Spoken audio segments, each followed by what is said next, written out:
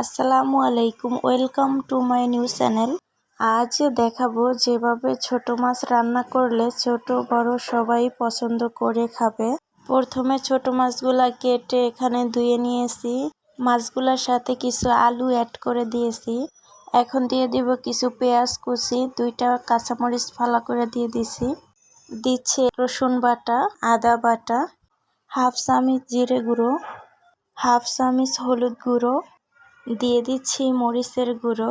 যে যেমন ঝাল পছন্দ করেন পরিমাণ মতো মরিচের গুঁড়ো দিয়ে দিবেন।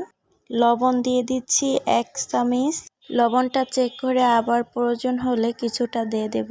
এখন দিয়ে দিচ্ছি পরিমাণ মতো তেল। তেলটা দিয়ে ভালো মতো মাখিয়ে নেব।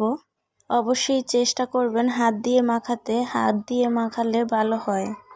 দেখুন আমি মাছগুলোর সাথে আলু মশলা সব মাখিয়ে নিচ্ছি। আমার মাখানোটা শেষ।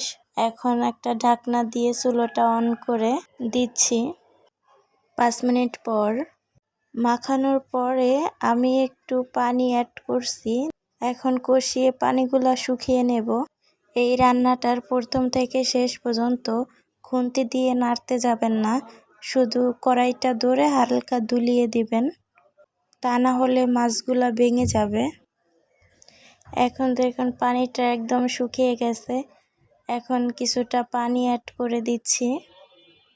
পানিটা দিয়ে আবারও ঢাকনা দিয়ে ঢেকে প্রায় 10 মিনিটের মতো রান্না করে নেব। ফিরে আসলাম 10 মিনিট পর। দেখুন আমার রান্নাটা হয়ে গেছে।